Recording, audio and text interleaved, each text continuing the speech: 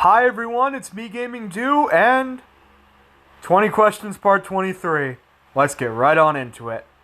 Number 1, are you more introverted or extroverted? Um, that's a trick question. Because with the people I'm close with, I am absolutely an extrovert. I could talk to people all day that I'm really close to. But overall, I would lean in general that I am a little more introverted. Um, I'm just in general a really shy person. Like, I don't know why. There's a lot of people who are friendly to me, but I don't really know what to say to people sometimes. Like, I feel like what I say might make people think I'm weird or something like that. Like, I'm a little afraid to talk to people sometimes because I'm scared of embarrassing myself, I guess you could say. But with the people I'm close to, I could talk to them all day. But in general public, with like random strangers or something like that, I am definitely introverted. Like, I don't know what to say to random strangers and stuff like that. It's just social situations kind of scare me in general. I don't know. I think I've revealed this before, but I have Asperger's syndrome, which makes it a little bit difficult to handle certain social situations. I'm not like really bad, but I'm really quiet and don't say a lot because it's mainly, I guess you could say, because I'm afraid of embarrassing myself or saying something stupid or something like that. But I'm getting better. I'm learning different coping mechanisms to try to get myself to be a little more extroverted because it's really good to be extroverted. I wish I was more extroverted, but I lean more introverted because it's really hard for me to go to certain social situations, I guess you could say. So I do lean a little more introverted, but I'm extroverted with the people I'm really close to. Number 2, this is a question I've wanted to answer for a long time. What was your best and worst theater experience? Oh boy, there has been plenty of YouTubers who have done this question before, such as Sean Chandler, Cody Leach, Chris Stuckman, John Flickinger, and many others. Here's mine. We will go over the best first, which for me was Avengers Endgame. I saw Avengers Endgame the Thursday night before it came out. So, the day before it came out, basically the Friday. It was the Thursday night premiere at my local theater. I believe it was 6 o'clock p.m. when the movie premiered. Was I allowed to take off of school that day, the next day? Or no, I think we were on spring break when Avengers Endgame came out. Me and my old friend from high school went and saw this. We were there, I think it was for 6 o'clock. The whole theater was packed, which initially made me nervous. I was like, not during this movie. Please don't be super obnoxious during this movie. Not a single person in that theater was. We all enjoyed one of the best theatrical experiences of all time together. Yes, there was shouting, there was excitement, there was clapping. But I did it too, because it was one of the biggest theatrical events of all time. We were all excited to see the end of 11 years of a franchise. Of course we were excited. And that was, to this day, my favorite experience in the movie theaters ever. That was amazing. Worst, however, is a little harder, because It depends on what you're talking about. Um, there is only one movie in the history of me going to the movie theaters I've had to leave early from. This is the first one I'm going to talk about. The second one I'm going to talk about is because of frickin' annoying pricks in the back seat or in the back of the theater. The first one was me vomiting all over myself in the theater as a 5-year-old kid. This was during the movie Happy Feet. It was probably about a quarter of the way through the movie. I couldn't hold in my popcorn and soda anymore, and as gross as it is to say, I threw up all over myself. I had to be taken home, and it's the only movie I've technically ever walked out of. I think... I'm not sure, actually. I think I saw it like a week later, but I'm not sure. I haven't seen that movie in years, by the way, but I remember throwing up all over myself, and that was the experience there. That was probably one of like the first 5 or 6 movies I saw in the movie theater, but anyways, that was one of the worst. The other worst was coincidentally during another MCU movie. This one was during Captain America Civil War. When I saw this movie, I just recently started my YouTube channel. I wanted to get this review out. I believe this was my very first ever movie review. You'll have to look back towards the beginning of my channel, but I believe Captain America Civil War is the first movie I ever reviewed on my channel. When I went to see that, that was probably the worst movie theater experience I ever had. There was a group of probably 5 or 6 teenagers in the back seat, or in the back of the theater. I was 14 when that movie came out, so I would say they were probably 2 or 3 years older than me, like probably 16, 17. These obnoxious pricks would not stop. And, what I'm trying to say is they would not stop talking. I understand, listen, I don't think you should talk in a movie theater, period, but if you're going to, talk quietly. Don't talk like you normally do out in, like, the regular public. And especially don't shout, which is what they were doing. They were shouting, especially this one girl. She was blabbering like crazy. And the worst part is, I believe one of them, like, threw popcorn at me or something like that. Oh boy. They're lucky they didn't catch me on a bad day, because if I didn't, I might have had a Chris Stuckman yelling fit with them. Like he did with those lumberjack guys, if you remember his stories. I would have probably have yelled at them like that, but I wasn't in a particularly bad mood that day, so I just ignored it. But that was probably the worst movie theater experience I ever had. Captain America Civil War. I was behind 5 or 6 of the biggest pricks in the universe. And that is my best and worst movie experiences of all time in the movie theater. Number 3, what are your thoughts on the critics of the Mario movie? Honestly, it's their opinion. You know? I'm not just gonna say, oh, listen. I'm already going to give you the answer to one of my later questions.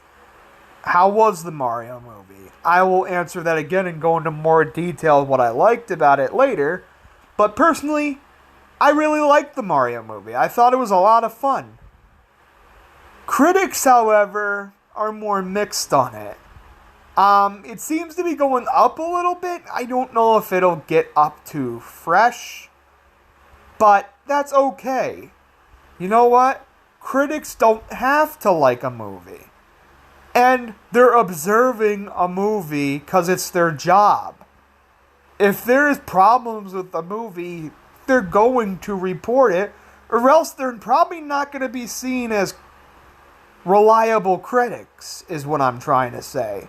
So, it is just their opinion, but some of them, like one specific pretty popular critic that I think people have said multiple times about her review of the Mario movie, is kind of ridiculous. Like, that's way less critical and more opinion based. I get it, but come on. So I don't really care what the critics say, but less so in the they don't enjoy the Mario movie, but more in the sense of I literally don't care what the critics say. If I enjoy the movie, that's fine. If they don't, that's fine. It's literally, everyone has their own opinion. That's my opinion. Anyways, so that's my opinion on my thoughts of what the critics think of the Mario movie.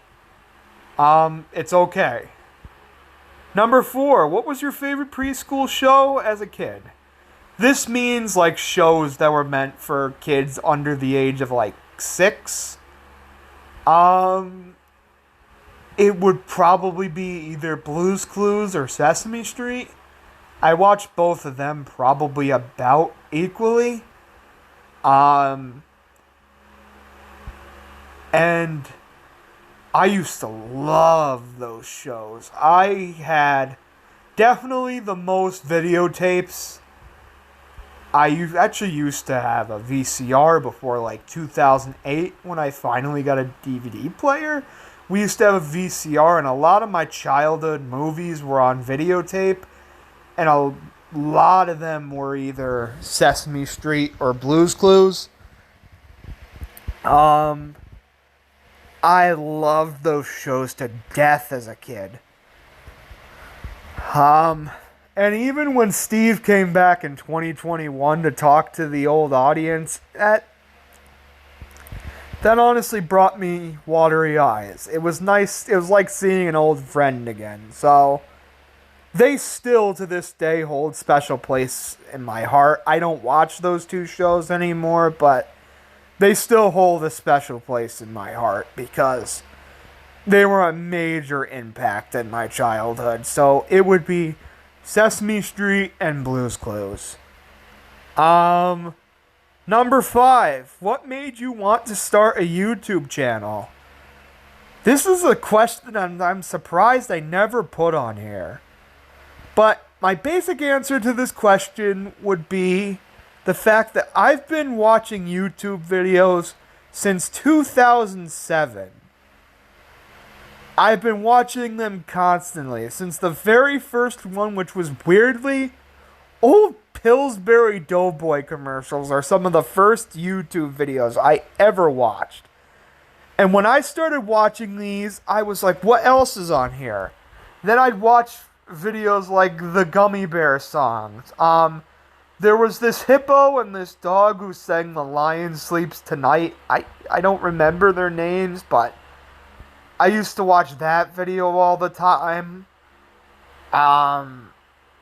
The Duck in the Lemonade Stand song.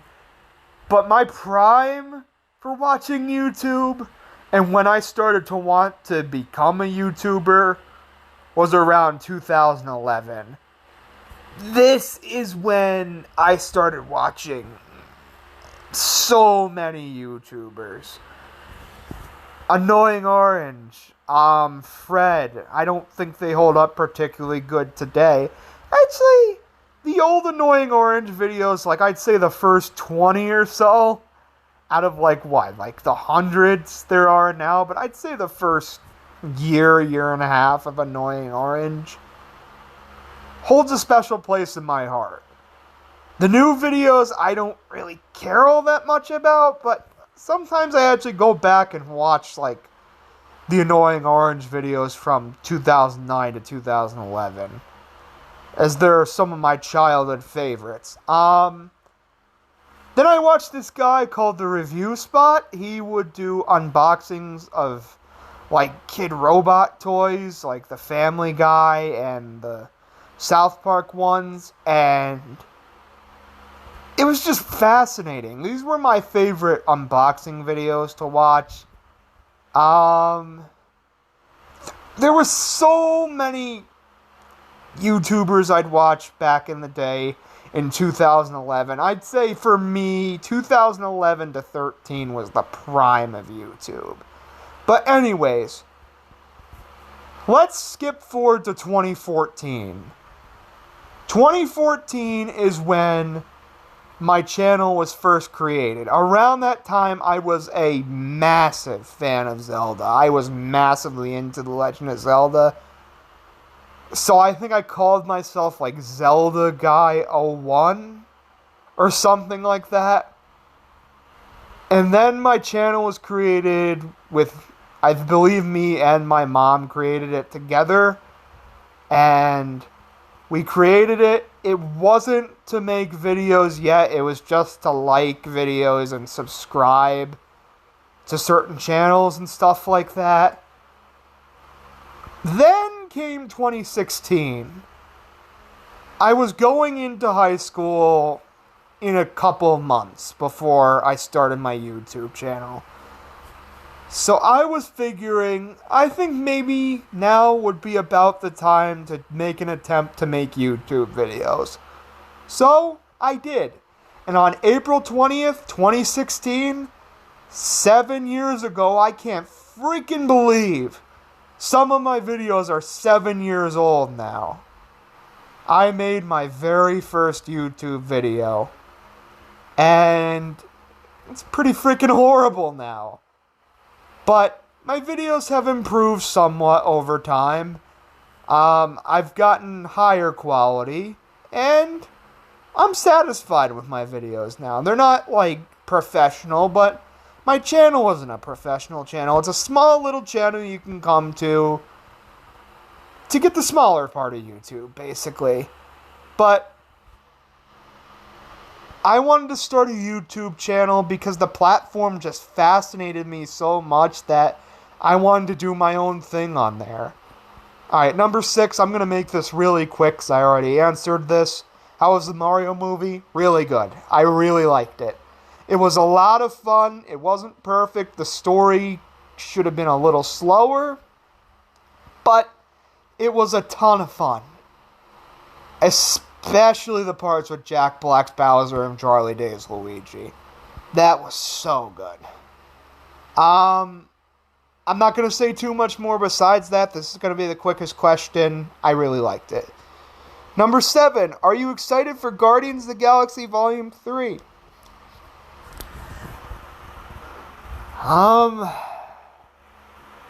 This is really sad. This is like not as much as I was. Oh my god. Listen, I'm gonna go into another Marvel rant. I'm sorry, guys. I don't think I've done it too much on here, but I'm gonna go into it again. I have been a massive fan of the MCU since 2014. Massive. Like, words can't describe how massive of a fan of the MCU I was. I loved almost all of the films that were released. And the first film I saw to make me a massive MCU fan was Guardians of the Galaxy 1. This film changed my life. It is one of the most influential films I have. It might be in the top 3 most influential films. It's up there with Toy Story and Forrest Gump. I'd probably say this would be number 2. Forrest Gump would be number 3, and Toy Story would be number 1. Guardians of the Galaxy changed my life. I wanted to see all of the MCU movies after that movie. I got invested with the characters. I got invested with the story. I got invested with the surprises that were revealed in all the movies. When I saw Avengers Endgame, like I said, it was magical. Then a pandemic happened, which screwed over the entire world. Then, the following year, Marvel came back. I watched Black Widow and I was like, this wasn't that good. But it's Marvel. I'm sure they'll be back to normal in no time. Shang-Chi? I was like, there you go. That's a great film. Eternals? What the hell was that? This is probably the worst Marvel film so far. Then No Way Home came out and it was like, great, awesome. So it seems like there might be a hit and a miss, which means Marvel's going downhill, but, we'll still be getting great films. Then Doctor Strange in the Multiverse of Madness came out. I probably dislike this film more than most do. I think it is one of the least interesting and biggest lies in the entire MCU. It's almost a nothing film. Then Thor Love and Thunder comes out, which I probably liked more than most, but it's still not a great film. Black Panther Wakanda Forever was really good. Ant-Man and the Wasp Quantumania, not so much.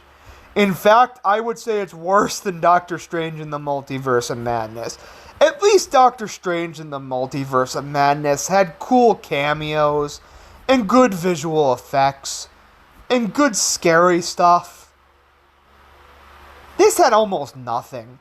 This just had extremely mean-spirited characters, an extremely boring story. The effects were pretty bad, honestly. And I didn't like Ant-Man and the Wasp already, but Ant-Man and the Wasp Quantumania I think is even worse.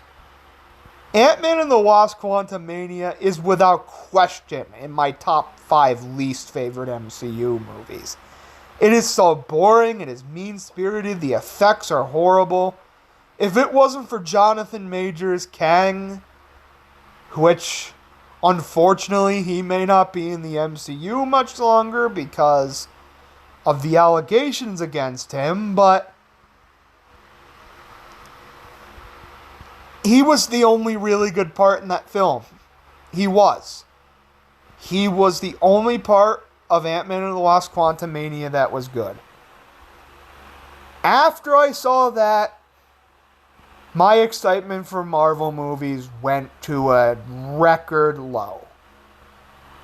And that made me think, I am begging Guardians of the Galaxy Volume 3 to be good. I'm begging it. Please be good. I don't care how much money this movie makes. I just want this to be the best MCU movie since Spider-Man No Way Home. Please. Please. The reviews are actually going to probably start to appear next week. At least the initial thoughts are going to start to appear next week. I am praying this film is good. Please, Guardians of the Galaxy Volume 3. But, unfortunately, part of me has a little bit of skepticism. We haven't gotten a truly great Marvel movie since Spider-Man No Way Home. I liked Black Panther Wakanda Forever, but even that wasn't nearly as good as the first film.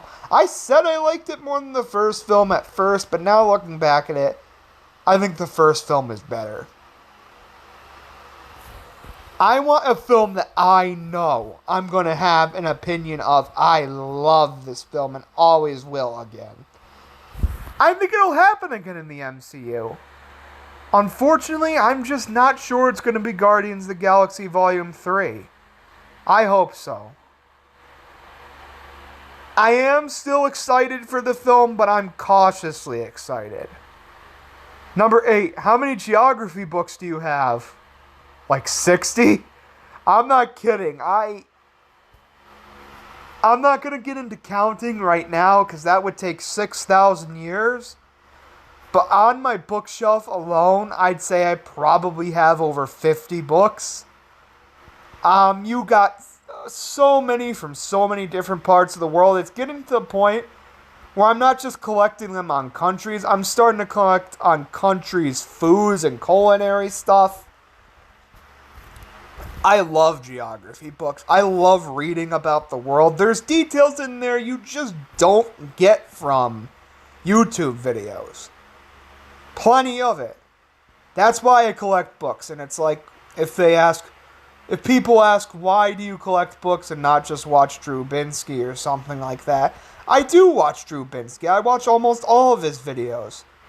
It's just there's certain information that you just can't get into in YouTube videos that they put in these books.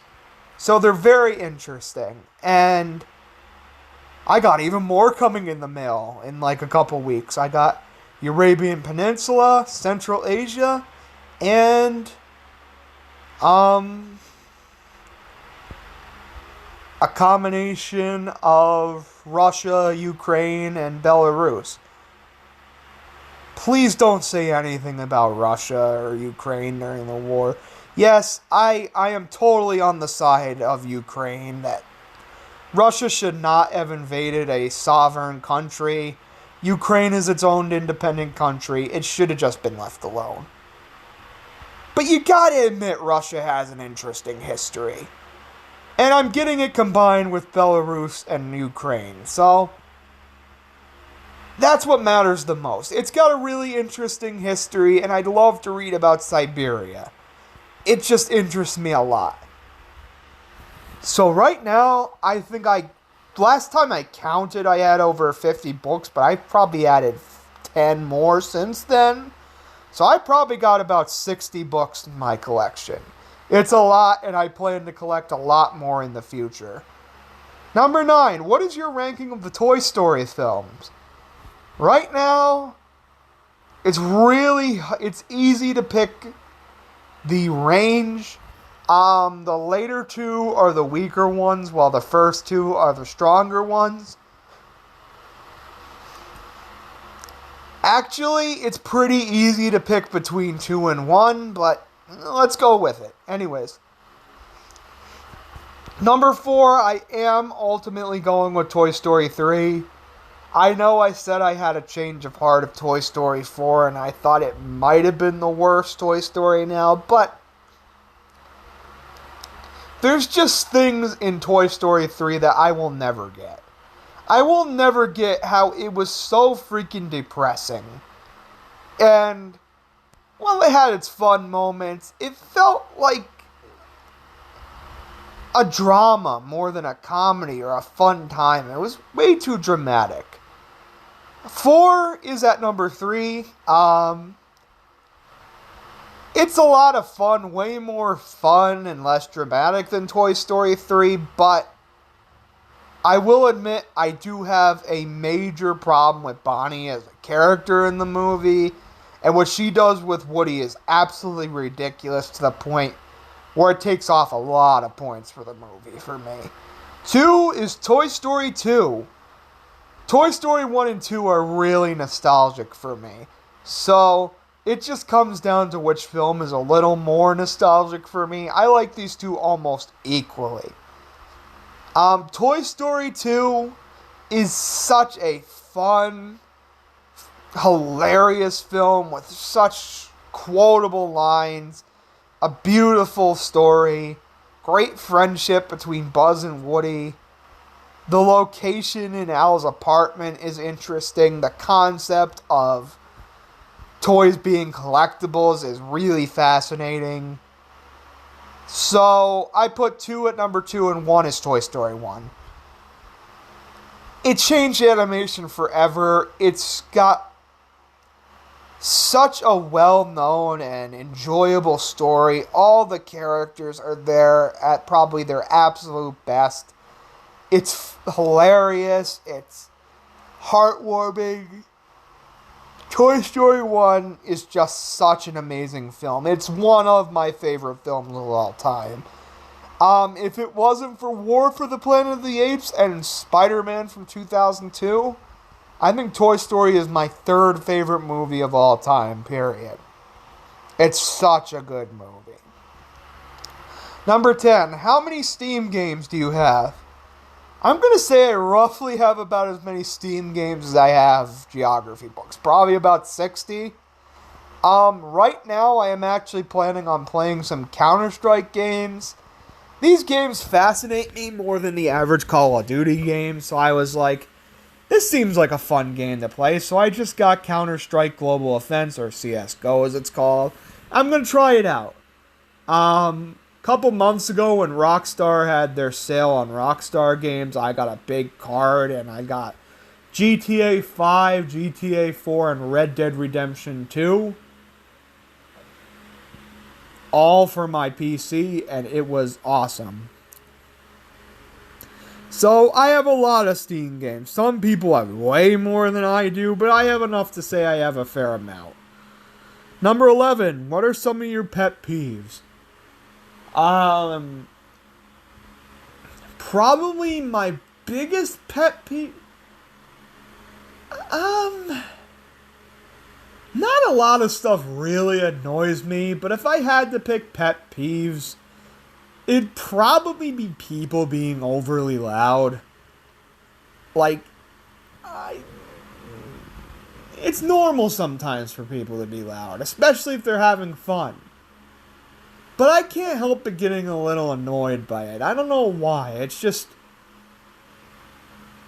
I guess it startles me in a way, and it's kind of interrupting my train of thought, I guess you could say.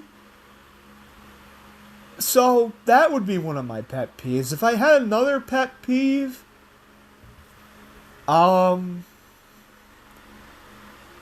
One thing I really don't like is when people interrupt me when I'm talking. That really annoys me. Please let me finish my sentence. It's really irritating. Unless it's really important, please let me finish my sentence when I'm talking. So if you ever encounter me in the wild somehow, please don't interrupt me when I'm talking. It really, really irritates me. And the last thing, this was more when I was in school. It kind of is in random places too. It was especially at school though. It was when people would take up the entire freaking hallway and walking side by side all together, which is great. Except this was done when people were trying to get to class. So you had to wait for these bozos to get out of the way. And I think once I was almost late to class because of these bozos. So, those are just some of my pet peeves. I really don't get annoyed by a lot, honestly. I'm a pretty patient person, if you'd ask me. But there is a couple things that would get on my nerves. Number 12, do you like reality TV shows? Not really. If you count Survivor as one, that's cool. I've never really watched a lot of it, but I've seen a couple episodes. It's interesting. If you count the Gordon Ramsay shows, then yes, I really do love reality TV shows. But if you count something like Keeping Up with the Kardashians or the Real Housewives, absolutely not. There's nothing in those shows that interests me. I don't even find, Kim Kardashian's meltdowns funny. I just find it annoying and petty. And it's just you're a billionaire and you're crying over this. Knock it off. And that's what 90% of reality TV shows are like. There's another show that was around 10 years ago called Here Comes Honey Boo Boo. That show was just cringeworthy. Most reality TV shows in general are just cringeworthy. If you count some notable exceptions, I'd say they'd be Super Nanny or Hell's Kitchen or Kitchen Nightmares. those are some of the exceptions, but most reality TV shows just get on my nerves. Number 13, what are some of your bad habits? Some of my bad habits, my biggest one is chewing my fingernails or biting my nails. It's something I gotta stop, but it's just really hard for me. I do that whenever I get nervous or whenever I'm bored or something like that. I just bite my nails. I really shouldn't, I know, but a lot of people bite their nails, and it is one of my bad habits. My other one is my unhealthy eating. I'm going to be brutally honest. Sometimes I don't eat very well. It's just the thought of, oh, what will taste better? Versus, oh, but this is better for you. A lot of times I go for taste over that. I really need to stop that. Because there is some healthy stuff that's absolutely delicious. I should be eating more of that more than just, say, a bag of chips versus a fruit salad. I should be eating the fruit salad. But sometimes I go for the chips, and that's a bad habit of mine. But it can be stopped. Now, I'm planning on stopping both of them, actually.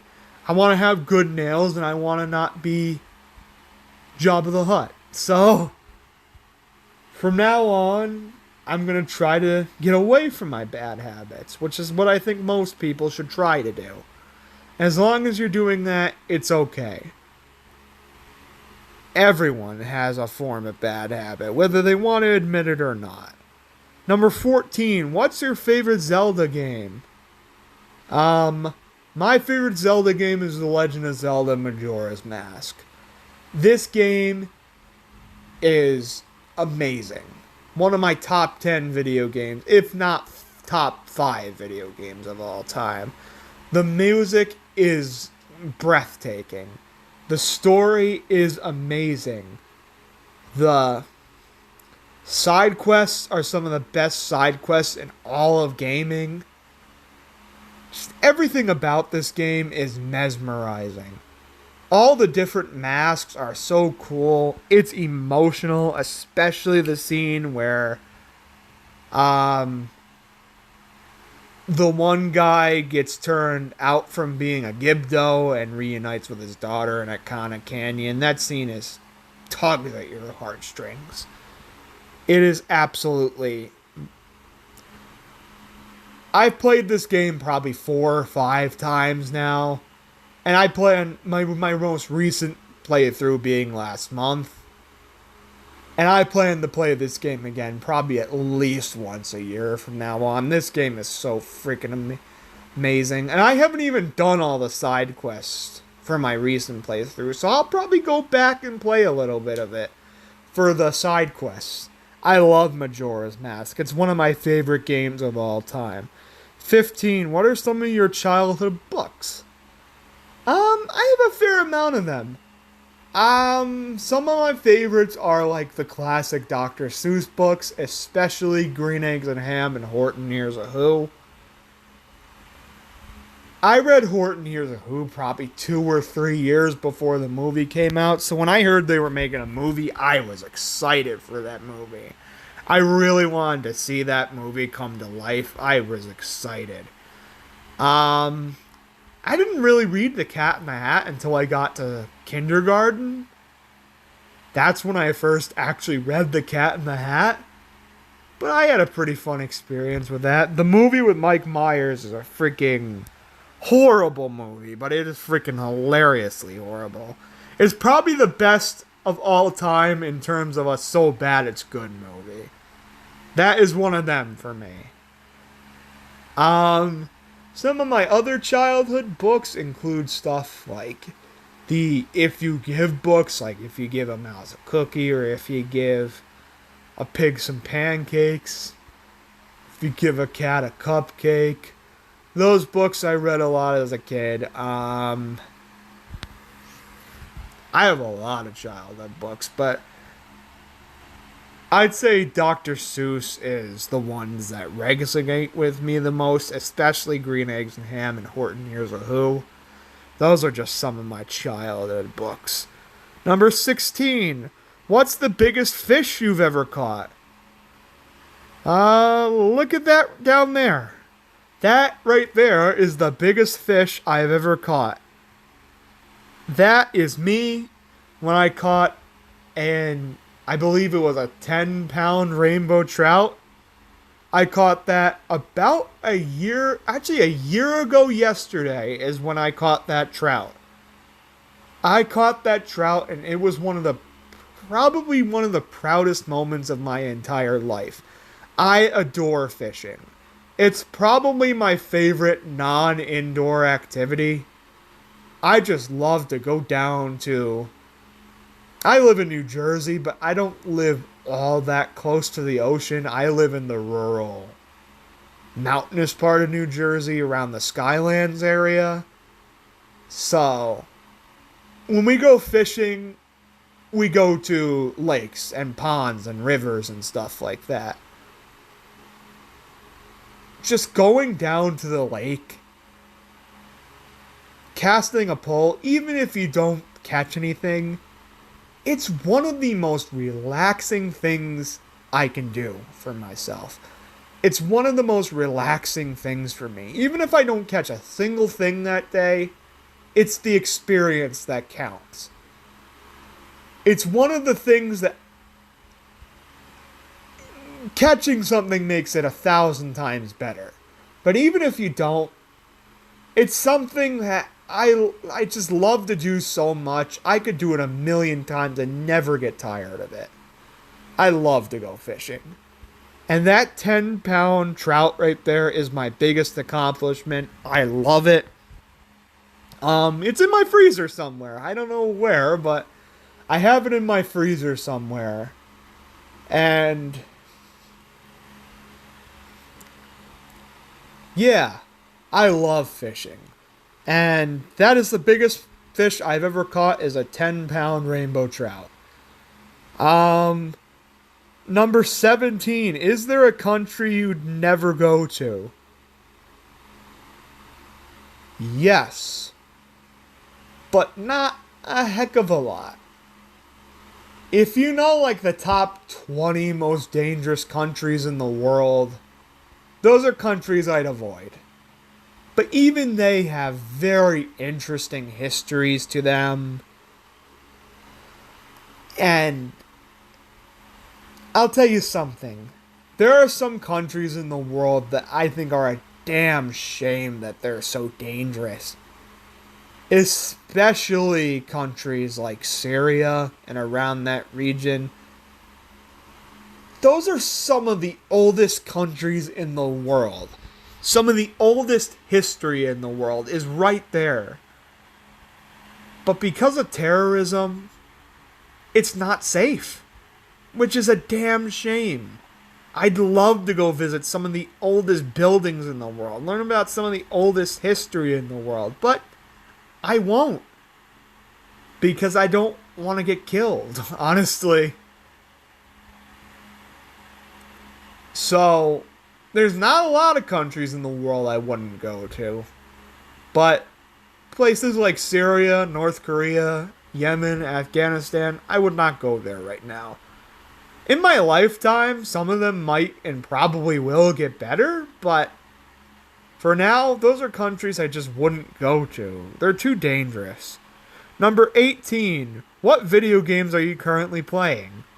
I've pretty much described it already. CSGO, I'm giving that a try. I haven't played it a lot yet. Really my first day playing it, but I'm giving that a try. I'm doing some of the side quests of The Legend of Zelda Majora's Mask now as we're currently speaking. I'm trying to get all the masks. And that's really all the video games I'm playing. I'm playing a little bit of UFC 4. I like to play sports games on occasion, and that's the one I'm currently playing. I created this really good fighter. And that's a lot of fun. I'm going to start a new story-based game soon when I finish the side quest in Majora's Mask, which I plan to do by, like, Monday or Tuesday. really grind the side quest to Majora's Mask, and then I'm going to start playing some other game. But those are the games I'm currently playing right now. Number 19, Italian or Chinese food? I'm going to go with Chinese food. I love Italian food. I do. But to me, there's just more variety with Chinese food. There's just more variety of tastes with Chinese food. More different tastes. And there's a lot of different tastes with Italian food, but I just like the taste of Chinese food better in general. It's my favorite Chinese dishes are sesame chicken. What is that called? Oh my gosh, boneless spare ribs. I love.